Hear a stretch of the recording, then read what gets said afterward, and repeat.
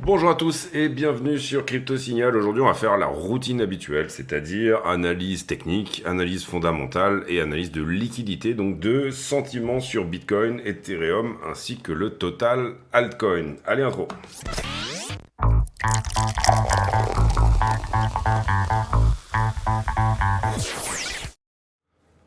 Alors déjà on peut commencer à saluer l'initiative de faire des vidéos le dimanche également.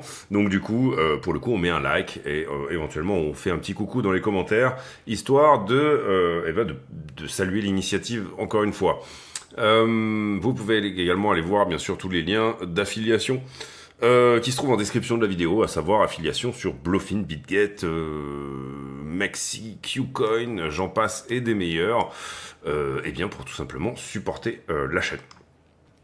Alors une des questions qu'on va se poser principalement dans cette vidéo étant, est-ce qu'on serait pas en train de péter cet élargissement en descente, qui est plutôt propre, hein, d'accord, ici 1, 2, 3, 4, 5...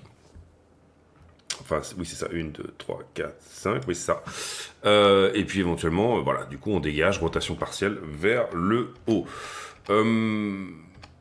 Possiblement, parce que je trouve... Alors, on va zoomer un petit peu. Moi, j'aime bien quand on a finalement sous-trend. Donc, imaginons qu'on décale un tout petit peu ça et qu'on le mette comme ceci. D'accord.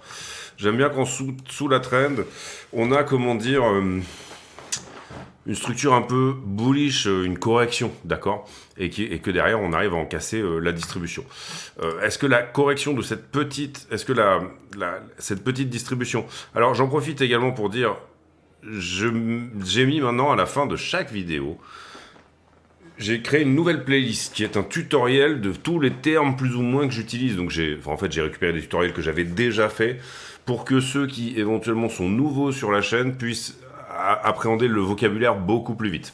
Donc il y a un tuto sur la price action, il y a un tuto sur le risk management, il y a un tuto sur ma manière de trader qui est un mix entre price action, des concepts comme ICT, SMC, donc des concepts de liquidité, et du chartisme. Donc du coup voilà, tout ça peut être intéressant. C'est 6 vidéos à regarder et je pense que du coup celui qui les regarde va assez vite, on va dire, trouver step up dans la compréhension des vidéos tout simplement. On a déjà pas mal parlé d'une éventuelle continuation en daily finalement de ce qui est en train de se passer, c'est-à-dire une tendance haussière, à savoir que ici on n'a pas vraiment perdu le bas et qu'on irait faire un plus haut vers les 110-115 qui reste à ce stade notre scénario privilégié. Il y aura pas mal de choses à faire sur la route. Là on est dimanche, on est en week-end, on est très proche des fêtes, donc on va peut-être pas s'attendre non plus à des choses incroyables. Une des questions qu'on va se poser dans la vidéo d'aujourd'hui, c'est est-ce que le rallye de Noël existe vraiment? Donc on ira faire un petit tour sur les charts. Je vous ai préparé une charte où il y a un petit peu tous les Noëls et on va se poser la question. Déjà, c'est quoi un rallye de Noël? Ça veut dire, on peut pas parler d'un rallye de décembre. Enfin, en soi, voilà, quelle est la terminologie, etc. Donc, ça va faire partie des questions qu'on va se poser après, juste derrière. Voilà, en soi dans la structure, on perd le 15 minutes qui est là, hein, là on est en horaire donc ça paraît évident. On perd le horaire qui est là également, on perd le 1 minute qu'on avait mis en avant qui était là, on a percé effectivement la poche de liquidité. On a eu effectivement, je pense que hier j'ai dû faire la vidéo par là, on a eu une réaction sur la poche de liquidité dont je vous avais parlé et le niveau 1 minute, hein, si j'y reviens. Alors ouais, est-ce que je fais la suite de la vidéo d'hier ou est-ce qu'on... Bon, globalement, assez rapidement, on avait dit... on a peut-être fait la vidéo par ici, je dirais. Ah non, on a fait... Non, tout à fait.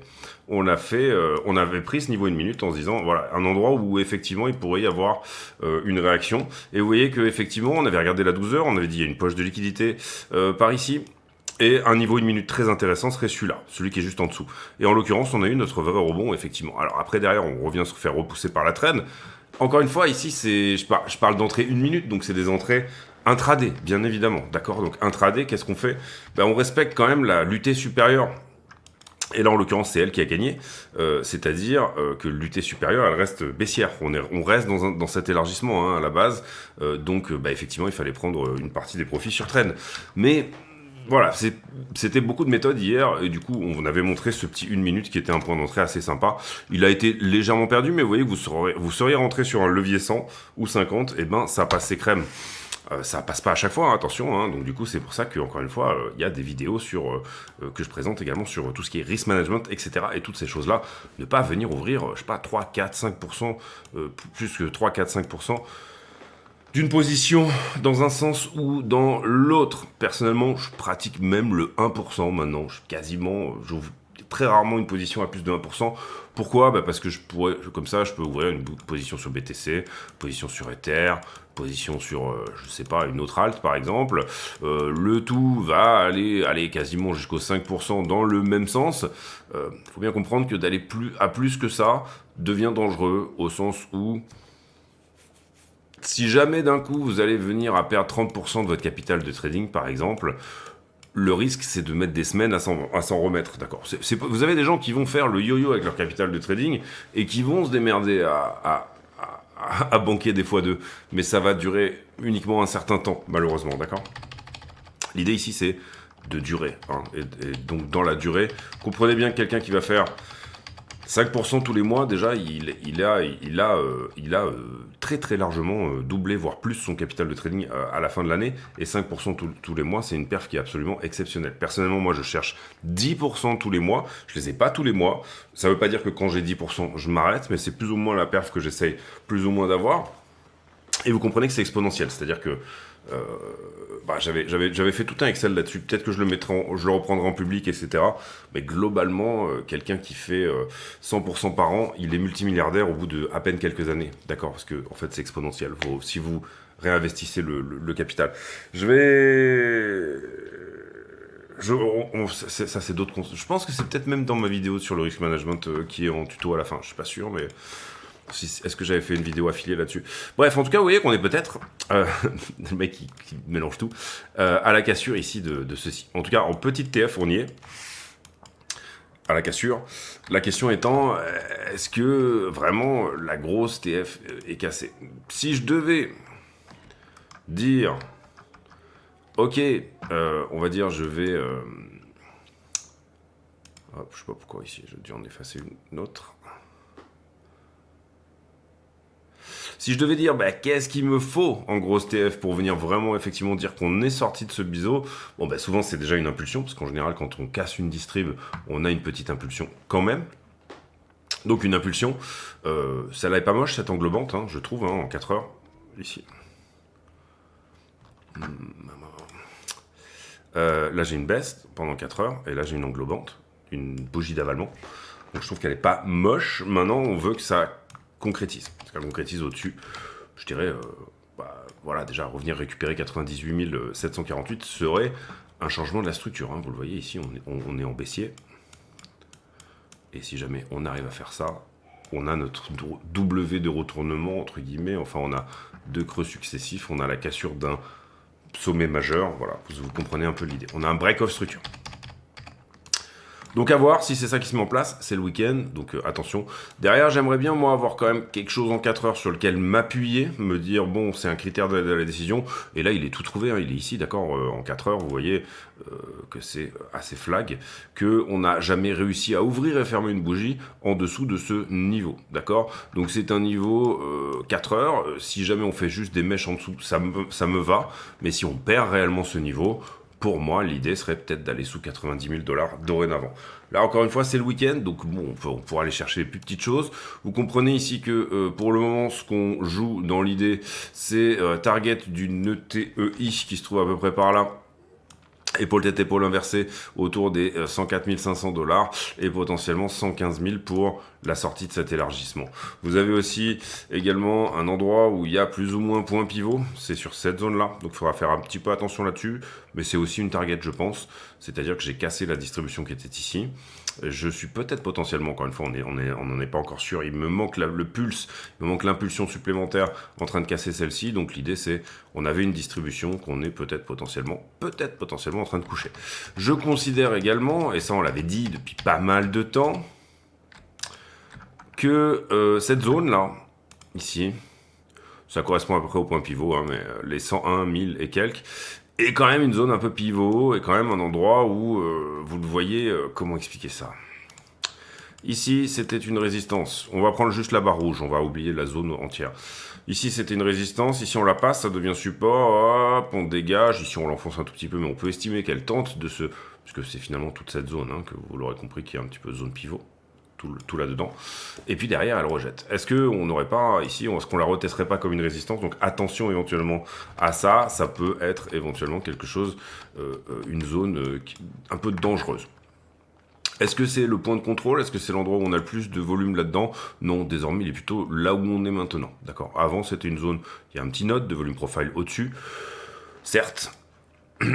Donc, elle est importante, cette zone quand même, mais pour le moment, on est en train de se bastonner. Là, déjà, on est sur le POC. On est sur le POC de toute la structure de cette montée. On est à l'endroit où il y a eu le plus de business. Donc, c'est exactement là que se trouve le plan de bataille, le Braveheart, on va dire. Je sais pas si certains d'entre vous aiment le métal, mais le Braveheart ou l'histoire, puisque ou Mel Gibson d'ailleurs, peut-être. Mais le Braveheart, c'est le moment où tout le monde se met chacun d'un côté dans un concert.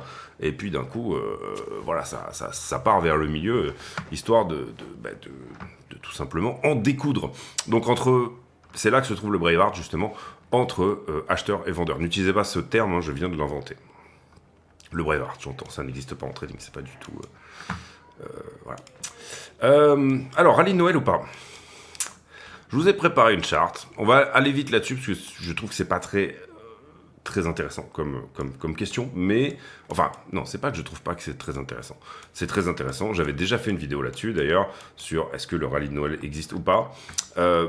Globalement, en fait, historiquement quand même, juste avant Noël, il y a parfois des tendances à ce que le prix pousse. La question ici qu'on peut se poser, c'est déjà est-ce que le rallye de Noël existe? C'est celle à laquelle on va essayer de répondre. Et puis ensuite, qu'est-ce qu'un rallye de Noël? En soi, pour moi, je l'aurais appelé rallye de décembre si c'était le rallye de tout le mois de décembre. Donc, quand on parle du rallye de Noël, pour moi, on va plutôt parler, on va dire, de la période, allez, du 18 au 27, 28, d'accord? Donc, on a cette fenêtre d'une dizaine de jours qu'on peut qualifier comme étant Noël, et que du coup, on va essayer d'appréhender comme étant haussière ou baissière au fil des années. Donc, est-ce que ça existe vraiment? Ici, on voit, on est en 2013. 2013, oui, on voit que dans la fenêtre, on va dire, du 18 décembre au 27-28, il y a eu une belle poussée. Hein. On va pas toutes les faire en pourcentage, mais bon, globalement, vous voyez qu'on est dans la zone à peu près d'un x2. En 2013. Ici, par contre, pas du tout. Vous voyez, en 2014, allez, si je prends la fenêtre du 18 jusque-là, on est plutôt sur le rallye inverse. Donc, pour le moment, on va dire qu'on est à peu près on est plutôt à moins 50%. Bon, là, je vais jusqu'au 15 janvier. Restons, allez, jusqu'au 1er janvier. On va dire qu'on est baissier d'une dizaine de pourcents et ou flat. Hein, 18, 30 décembre. Allez, on va dire qu'on est flat. Donc, pour le moment, ça fait 1 et un flat. Ici, du 20 décembre au 30, plutôt flat aussi. Même s'il y a une toute petite diminution, on va essayer de voir de combien aller. On va se baser, allez, qu'est-ce qui se passe entre le 18 et le 27, vraiment. 18, 27. Sinon, on dirait rallye du nouvel an. Moins 12, donc là, on est baissier. Donc, on a un baissier, un flat, un haussier. Bon, là, c'est clairement haussier, hein. 2 haussiers, un flat, un baissier. Ici, allez, on va toujours garder la même guideline. À peu près par là, jusqu'à... on a dit 27.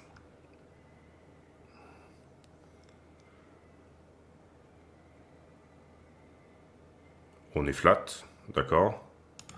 Donc on a 2 haussiers, 2 flats, un baissier, si je ne me trompe pas. Pareil, 18, 27.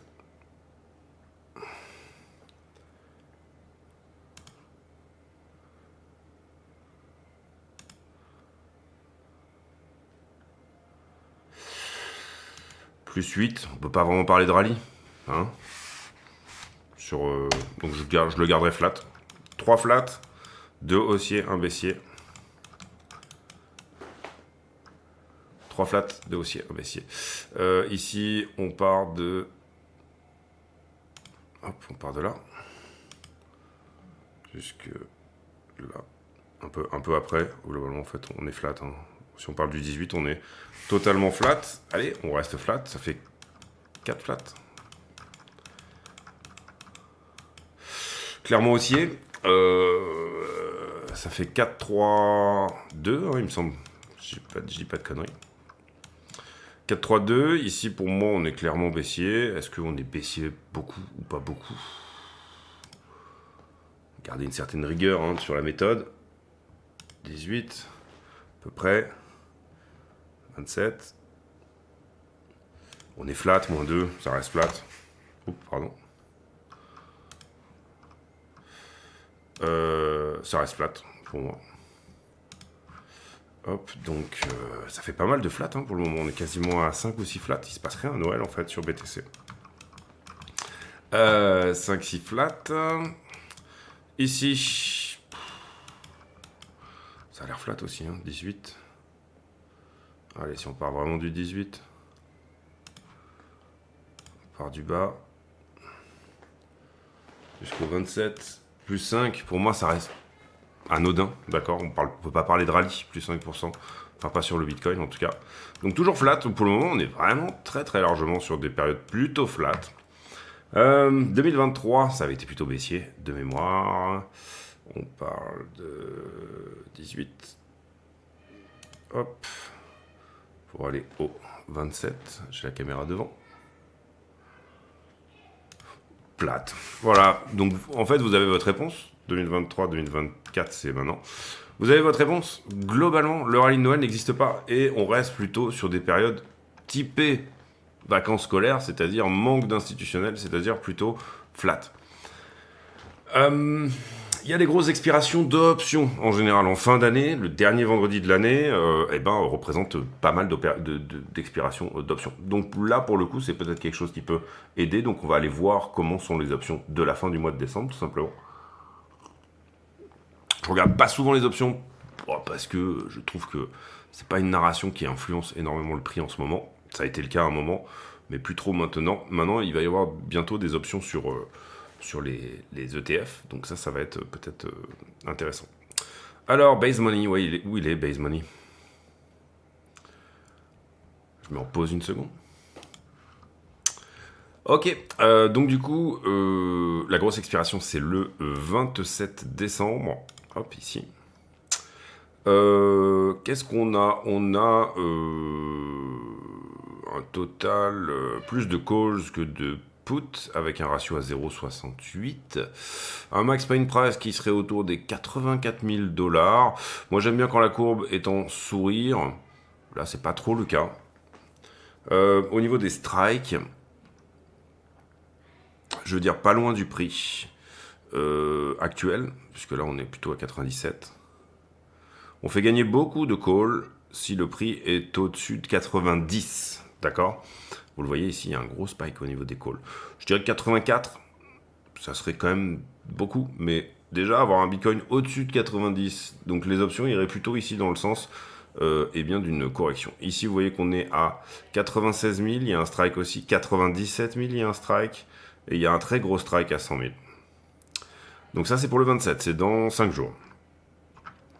Donc, la question étant, c'est toujours le problème des options. Le problème des options, c'est que vous avez des mecs qui ont suffisamment d'argent et qui, imaginons que ça, c'est le même mec, par exemple, qui a un énorme strike dans cette zone-là. Qu'est-ce qu'il a intérêt à faire en ce moment? Plutôt maintenir le prix, donc acheter du BTC au spot pour que ces options soient validées, qu'elles soient effectivement...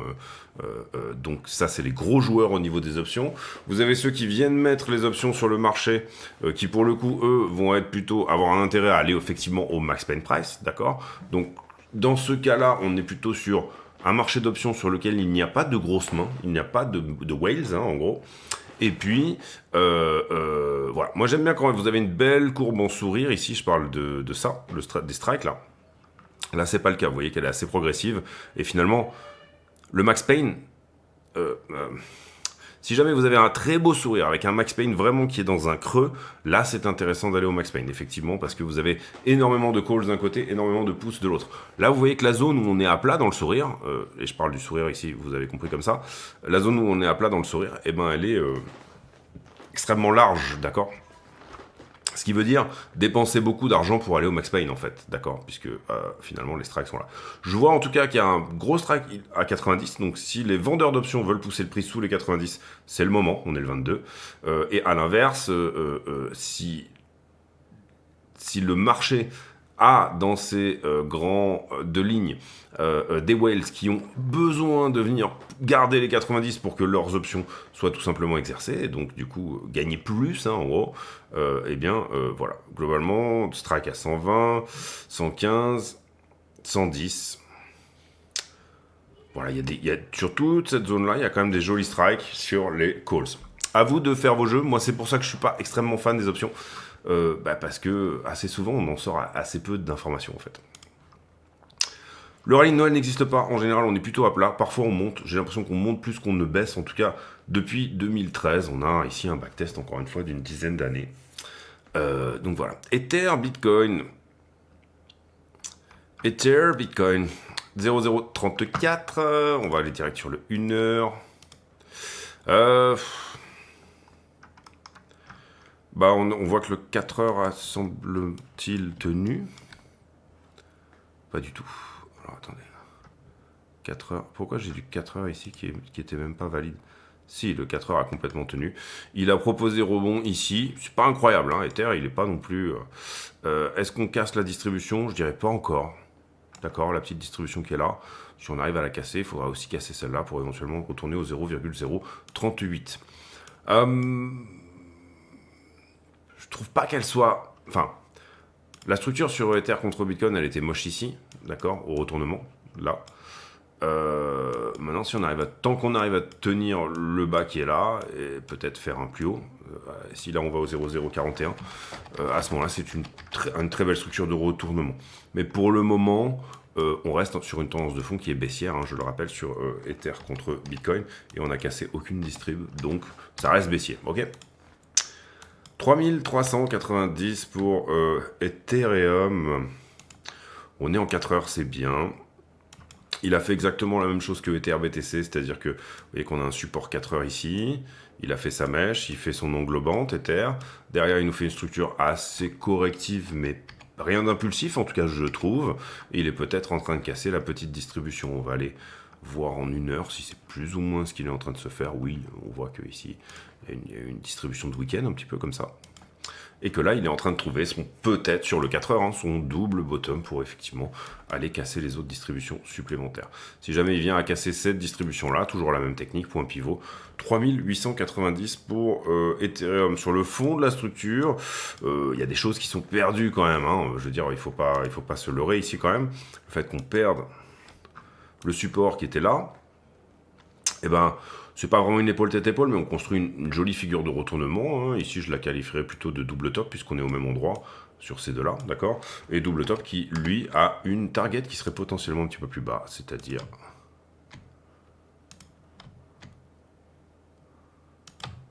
un swing, hein, c'est-à-dire là, on prend la figure et on la reporte au point de cassure, sous-entendu.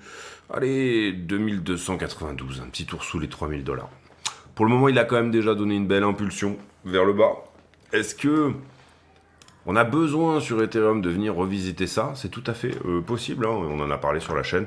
Nous, on a toujours plus ou moins visé quand même cette zone de 2007 à 3000 $ comme étant un point d'entrée sympa. Pourquoi? Parce qu'on est passé sous la structure. Il n'y a plus de longues là, il y a très peu de longues. Surtout à 2750 où on reteste... On revalide, on va dire, une ancienne résistance qui deviendrait potentiellement support.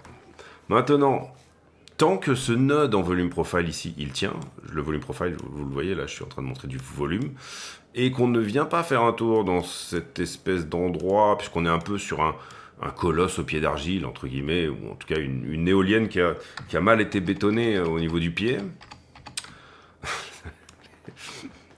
J'adore les...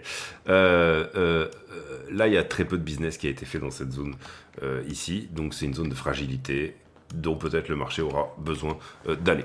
Pour le moment, en tout cas, moi, il me déçoit un peu, Ether, parce qu'au moins, on s'attendrait à ce qu'il nous donne un rebond. Et j'aurais tendance à dire ici, à minima jusqu'à la zone des 3008. Donc voilà, ça pose des tas de questions. Est-ce qu'on a besoin d'aller chercher moins sous 3000, encore une fois? Est-ce qu'on vient combler cette chose-là? Ou alors est-ce que Ether se reprend à partir de maintenant? Je trouve que ça valait le coup d'essayer de le tenter. Maintenant, bon, Ether, c'est toujours un peu la même chose. Des fois, il est extrêmement sexy. Des fois, ça fonctionne super bien. Des fois, c'est un peu plus compliqué.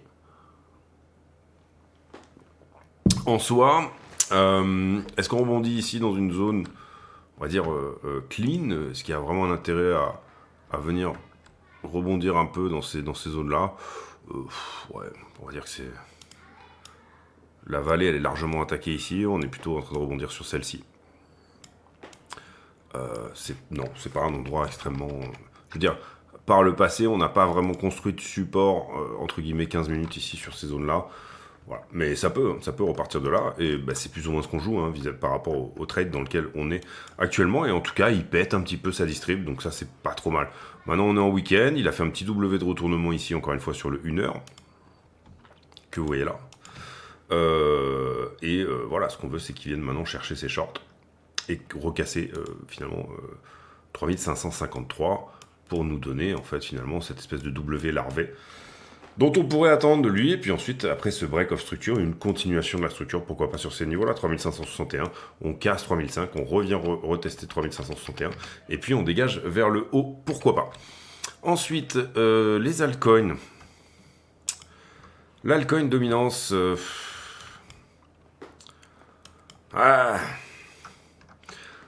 Bon... On est toujours le 4 heures qui a tenu, même chose. On n'a pas pété la distribution, qui sera la plus agressive des deux. La moins agressive, elle est légèrement au-dessus. C'est une zone de rebond, hein, il n'y a pas de souci. Maintenant, le fait qu'on ait perdu cette accumulation-là est pas très joli. Ici, on en a déjà parlé hier, d'accord. On reste sur un truc assez correctif, je trouve. Hein. Maintenant, ce qu'il faut, c'est casser les distributions. Et là, en l'occurrence, vous voyez que sur le mouvement qu'on a fait hier, on a été incapable de casser la distribution réellement, ici, d'accord? Donc ça continue à distribuer, malheureusement. On veut vraiment que ça puisse... Alors, en général, qu'est-ce qui vient casser quelque chose d'oblique? C'est quelque chose d'horizontal, oui. Est-ce que c'est ça l'endroit pour casser cette structure-là et repartir vers le haut, ou pas? En tout cas, en général, on se repose sur un support horizontal pour casser quelque chose d'oblique. Derrière, moi je trouve que c'est pas moche. Ce 4 heures-là, il a du sens. Comprenez que là, ce qu'on regarde, c'est comment vont performer les alts hein, dans les prochains temps. C'est un peu la même chose. Tant qu'on n'a pas pété les distribs, voilà, pour moi, on n'est pas sûr de retourner ici au 26. Point pivot, hein, encore une fois, distribution, point pivot, on le met à plat.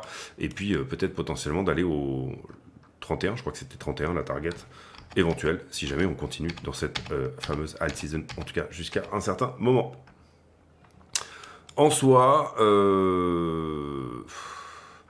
la perte de l'élargissement est moche, mais l'aspect correctif de la manière dont on corrige est plutôt joli, je dirais. Attention à ne pas se faire rejeter là-dessus. Et également, voilà, ça reste assez paralléloïde, la manière dont ici on est en train de... Je parle ici du côté parallèle entre ces deux-là. Sous-entendu, vous avez une zigzag ici, et ça fait A, B, C, d'accord. Ça me gêne qu'on n'ait pas touché vraiment à un moment donné ici, un peu plus en haut. Donc attention à ne pas faire ça et ça, ok. Ou ça, on revient encore une fois sur l'horizontalité, et ensuite on casse. Une sorte de rotation partielle au sein même du flag. Voilà. Là, ça reste de la dominance, donc difficile d'établir du sentiment là-dessus, hein, même si on regarde finalement... Ce qu'on est en train de regarder là, c'est quelle est la part du gâteau qui correspond aux altcoins. Donc on enlève Ethereum, les stablecoins et Bitcoin dans le gâteau global. Et vous voyez que cette part est en ce moment à la diminution. Hein. Je pense que pour ceux qui sont un peu trop exposés sur les alts, vous l'avez senti dans vos wallets, où voilà, les alts se font littéralement démonter. Opportunité d'achat en tout cas, hein, de là à là, ça reste une opportunité d'achat. Attention à pas trop vous exposer, parce que je l'ai expliqué hier, mais il y a des risques d'aller à 12% sur l'altcoin dominance, donc que toutes les altcoins soient à minima peut-être divisées par 2. Maintenant, ça reste des opportunités d'achat, au sein même d'une structure haussière. D'accord, ça c'est une structure haussière. On perd, certes, un peu le creux. D'accord, ici, au sein même de la structure haussière. Donc certains pourraient dire, je perds le momentum, je perds le creux précédent. Ça y est, on amorce une tendance baissière, on retourne aux 12%. Certains pourraient le dire et il n'y aurait aucun problème à le penser. Maintenant, pour ma part, ça reste une belle zone de rebond. On va voir si on l'enfonce à nouveau. Les news.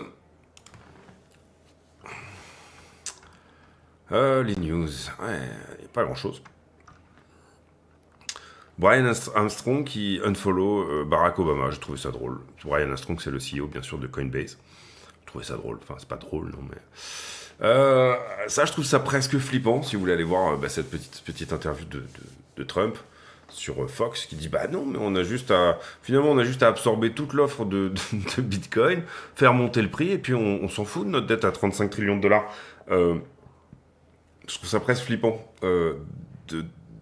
Parce que oui, c'est possible, en plus, c'est ça le pire. Mais quand même de se dire... En fait, le concept des Américains, ça serait effectivement prendre tout simplement le contrôle, d'une certaine manière, de Bitcoin, en absorber une bonne partie de l'offre, finalement laisser tout le monde se démerder un peu avec leur étalon or, et se dire que, oui, ils ont imprimé comme des bâtards, oui, ils ont annulé depuis une cinquantaine d'années cette convertibilité du dollar en or, ce qui était quand même le deal de base de Bretton Woods. Et puis là maintenant ils dropperaient complètement l'étalon or pour aller sur un étalon Bitcoin et finalement rembourser leur dette. Sous-entendu, l'or, c'est pas que l'or ne vaudrait plus rien, mais ça serait quand même relativement moche pour tous ceux qui ont accumulé de l'or. Je pense notamment à la Chine dernièrement. À voir. En tout cas, je trouve la manière dont il parle. Bon, après Trump quand il parle, des fois c'est extrêmement flippant. Et là, en l'occurrence, c'est plutôt le cas. Et puis ce petit rapport de Coinbase ici, pour ceux qui veulent aller le lire dans les détails, je vous le conseille, qui explique un petit peu quelles sont les tendances de marché pour Coinbase sur le marché crypto pour l'année 2025. Profitez de vous dire que tous les bénéfices de la chaîne sont versés à Mécénat Chirurgie Cardiaque, donc n'hésitez pas, allez-y au niveau des liens qui sont en description, etc. Wall Street Journal, je vais même le faire maintenant parce que... Bon, ça m'embête de le sortir de la routine, mais il y a vraiment rien d'intéressant dessus. Ça fait plusieurs semaines qu'on se le dit. Ici, on passe également. Ici, Richard Hart, le fondateur de X, qui est une crypto, qui avait été pas mal, été rug. Ça a été un des premiers scandales un peu à ce niveau-là, qui est recherché par Interpol, Europol, pour évasion de taxes et agression sexuelle, visiblement. Ça, on en a déjà parlé hier. Ça, allez voir cet article, je vais pas trop détailler ici, mais Adam Back qui parle de quantum computing, c'est toujours intéressant, on est quand même sur du GOAT ici, sur des gens qui savent de quoi ils parlent. Ici on passe également, ici le shutdown, on en a parlé hier. On dirait qu'il a un petit problème de... Peut-être la photo qui fait ça, mais... il a peut-être fait un petit lifting, notre ami Biden, non? Peut-être pour ça qu'on l'a vu se cacher un peu derrière moi. Ou alors un problème de masque. Possible également. Et puis, très peu de choses cette semaine, encore une fois, dans le calendrier économique. Allez, les liquidations. 275 millions de liquidés. Sur les dernières 24 heures, on a liquidé plutôt du long, 187 millions, 88 millions en short. L'action de prix a été plutôt flat, donc c'est intéressant qu'on liquide 2 fois plus de longues. Encore une fois, ça va tout à fait dans le truc du moment qui est de dire les longues sont en fort levier et les shorts sont soit en margin, en cross margin, soit en gros levier, en levier fort, enfin faible, enfin en x10, enfin en levier faible, voilà. 80 millions sur Bitcoin, plus ça représente finalement quasiment le moins du tiers. Donc c'est pas beaucoup, donc beaucoup de moves, beaucoup de gens qui ont essayé de longuer des alts, puisqu'on peut imaginer que du coup 180 millions ici, pas mal de longues sur les alts qui finalement se sont fait cueillir sur le rebond. Longue retardataire, je dirais, sur les alts, puisque les alts sont pas revenus à leur point d'entrée ou leur zone. Donc voilà, éviter les gros leviers sur les alts, bien sûr. Puis j'aurais même tendance à dire les alts achetés au spot en ce moment, mais éviter d'aller trader dessus parce que ça peut faire des jolies raquettes, hein, comme on voit là. À l'achat, j'ai un peu de monde qui a commencé à se faxer ici, autour des 92 000 $, 200 bitcoins à l'achat. On parle du carnet d'ordre, bien sûr. Ici, il y a un petit peu de monde sur les 85. Et puis voilà, peut-être un tout petit peu de monde ici aussi, vous le voyez là, sur cette zone-là, si on zoome un peu. 95 000 $, 169 bitcoins. Encore une fois, je trouve pas que la structure soit moche. Ici, on voit sur Binance que ça a moins cassé que l'impression qu'on en avait sur BitGet. Hein. Vous voyez que nous, on travaille la charte BitGet. J'ai l'impression ici on reste un peu sous trend. On peut peut-être ici zoomer un peu plus. Hein. Ce serait pas mal. Ok, alors donc Base Money, on en a parlé. Les marchés en levier. Pour l'instant, on n'a rien touché. Hein. On est en week-end, donc ça latéralise un petit peu. En termes d'open interest, c'est bien. On n'a pas rechargé fort. D'accord. Même dans cette descente, vous voyez qu'on n'est pas... Par contre, j'ai une structure qui descend et j'ai un funding qui monte. Ça, c'est pas très bon. C'est pas très bon pour être haussier. Qu'est-ce que ça veut dire? Ça veut dire que j'ai du long ici, sous la structure. D'accord, qui attend de se faire liquider. On va mettre en un pixel. Hop. J'ai également, je trouve, hein, en tout cas, une disparition du nombre de contrats. Donc ça pourrait me dire aussi que là j'ai des shorts qui prennent profit, hein, en fait, d'accord, sur comme les contrats disparaissent, hein, l'open interest c'est le nombre de contrats en circulation. Étant donné que les contrats disparaissent, plutôt que d'avoir ici du long, du long qui rentre en plus, puisque vous avez moins de contrats au final. Il y a un peu des deux sûrement, mais vous avez aussi probablement du short qui prend profit, puisque vous voyez que l'open interest pour le coup est à la diminution. Et la prise de profit d'un short va bien sûr vous emmener vers ce qu'on avait en excédent. Donc c'est une bonne et une mauvaise nouvelle. Comment dire, ça veut dire qu'on a moins de monde ici, au-dessus. D'accord. Donc en soi, cette divergence-là reste une mauvaise nouvelle. Mais ça veut dire qu'on n'a peut-être pas énormément de short ici. Énormément de long, pardon, ici. J'espère que vous suivez, que vous avez compris.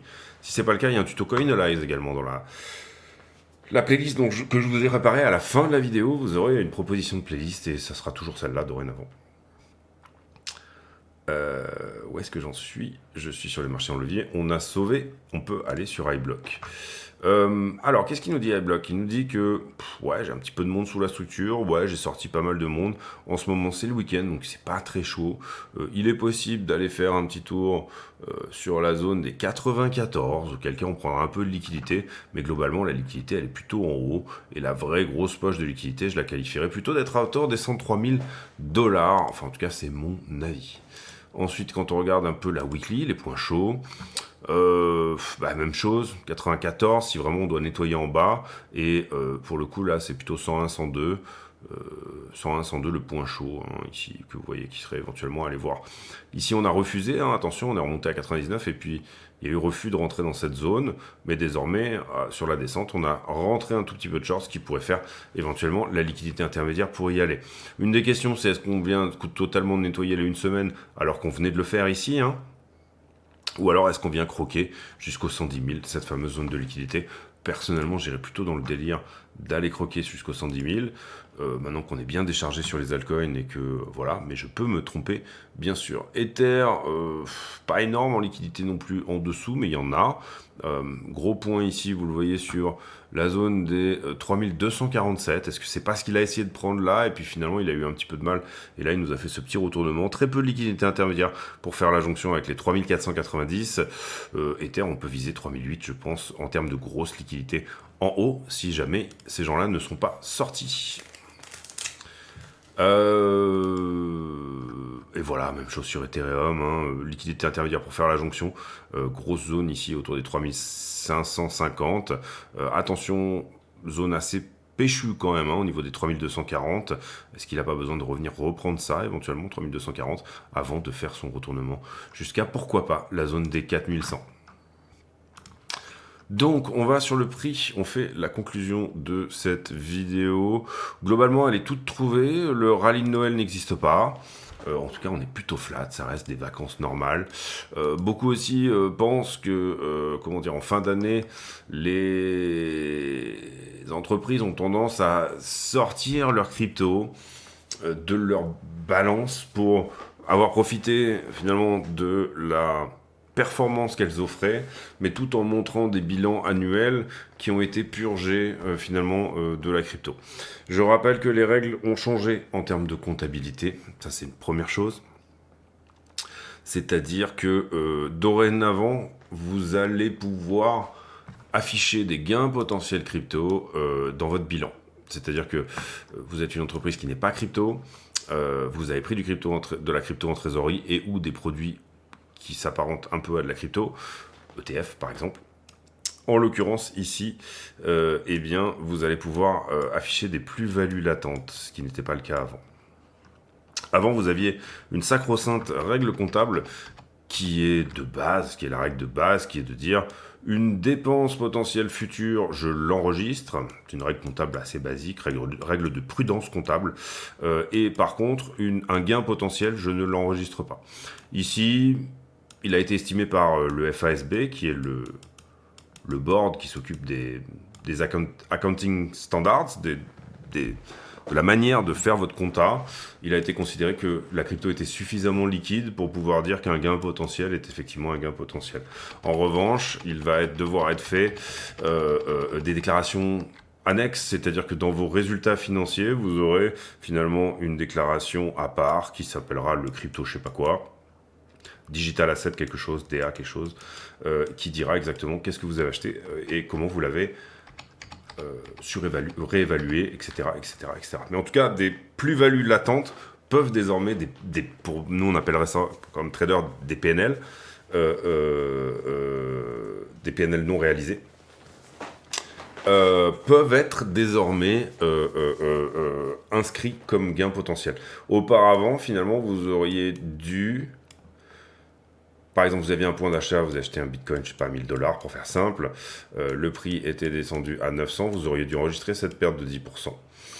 En revanche, si le prix était monté à 1100, vous auriez dû garder la valeur comme étant 1000 $. Vous seriez resté au prix d'achat.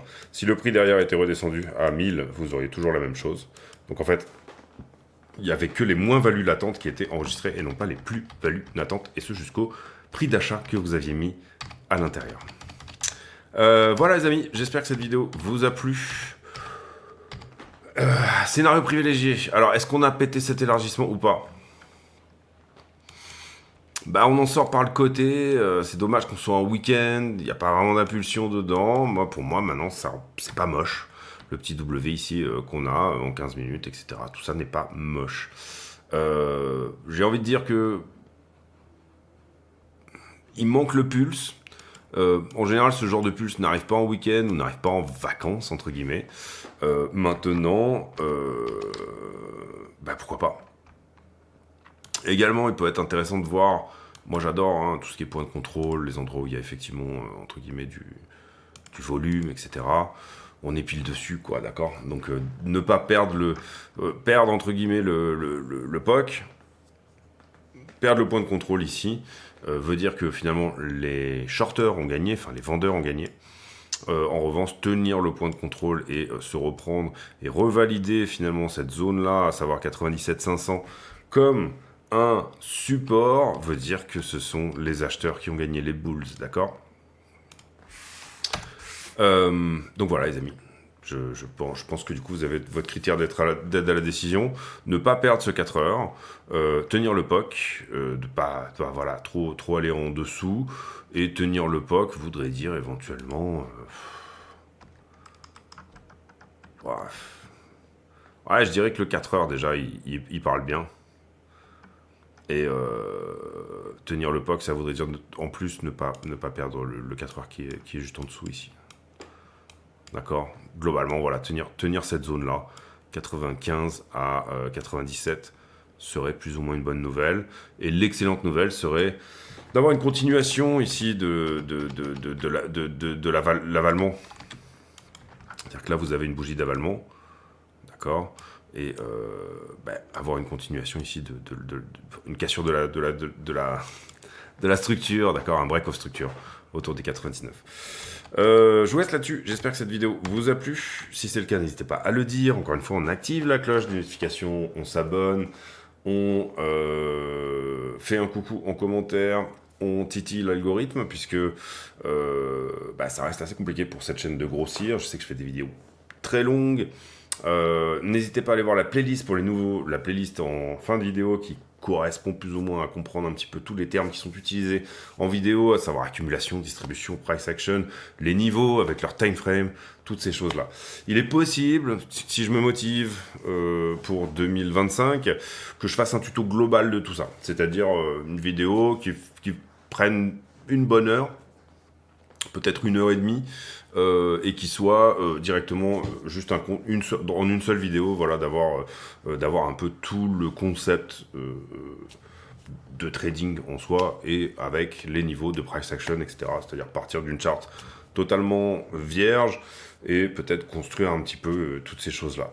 Il est possible également, ça serait un truc sur lequel j'aimerais bien me motiver aussi, que je fasse un tuto potentiellement sous forme de suite de vidéos, donc ça sera une playlist, dites-moi si ça vous plairait, uniquement sur la partie chartiste, c'est-à-dire quelle figure, quelle target, quelle statistique, etc., etc., etc. Donc ce sera probablement du coup découpé avec tous les flags tous les élargissements, tous les biseaux, chacun par vidéo, et que ça fasse une playlist à la fin. Je pense dans un premier temps qu'on fera ça uniquement pour les affiliés, et puis après dans un deuxième temps, c'est souvent ce que je fais, qu'on le mettra en mode public. Donc affiliez-vous si jamais vous voulez accéder à ces contenus-là. Moi je demande pas de dépôt, c'est-à-dire vous êtes juste affilié, ça me va. C'est-à-dire vous créez un compte et vous balancez votre UID comme quoi vous êtes affilié. Je vais pas aller vérifier si vous avez vraiment utilisé le compte et trader derrière. D'abord parce que j'ai aucun intérêt à le faire, et puis ensuite parce que je ne fais pas ça pour l'argent tout simplement, puisque encore une fois je reverse tous les bénéfices. Maintenant pourquoi pas, essayer de faire ça. Moi ça me prendrait pas mal de temps. J'avoue que j'aime bien utiliser mon temps pour d'autres choses que ça. Mais voilà, pour tous les gens qui, entre guillemets, ont fait l'effort, tous ces gens qui jouent le jeu, qui effectivement, encore une fois, mettent des likes, qui effectivement viennent commenter, qui effectivement se sont affiliés, effectivement trade avec le contenu. Moi, l'idée, c'est quand même que ces gens-là durent dans le temps, que ce soit dans les affiliations ou autres. L'idée, c'est qu'on puisse, de toute façon, avoir des traders qui sont pérennes, d'accord. Pourquoi ? Parce qu'au final, ça génère plus d'affiliations. Donc, encore une fois, moi, cette cause me tient énormément à cœur. Donc, du coup, on a ici dans le temps, plus de gains qui sont donnés à mécénat chirurgique cardiaque. J'en profite également, et ça, je pense que vous l'aurez compris, quand même. Hop, on a une espèce de plafond de verre ici, depuis un certain temps.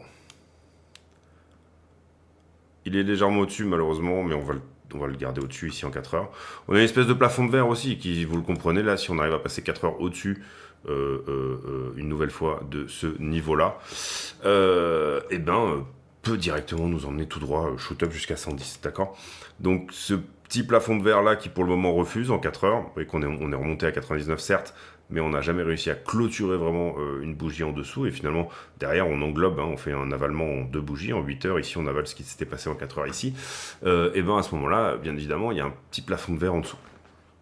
Donc le plancher de verre fragile, il est là. Le plancher de verre beaucoup plus... plancher de bois, il est là. Le plafond de verre, il est là. Et voilà, vous avez toutes les infos pour faire du bon trading pendant les fêtes. Je ne serai pas là demain. Je ne serai pas là après-demain. Je ne serai pas là après-demain. Si vraiment il y a quelque chose, je ferai des petits posts Twitter, bien sûr, des petits posts sur X, etc. Mais en soi, sinon, pas de vidéo avant le 27 ou 26, je sais pas encore. 26 au soir, si jamais j'ai la foi de faire une vidéo en rentrant. Et sinon, ça sera plutôt le 27. Je vous souhaite à tous des bonnes fêtes de Noël. On se retrouve bientôt en espérant que cet élargissement est bien entendu pété par le côté et que pété par le haut. Et puis que on aura des jolies fêtes avec des jolis TP encore plus haut, c'est-à-dire, encore une fois en ce qui me concerne, 104 et 115. Je vous souhaite à tous une très bonne journée.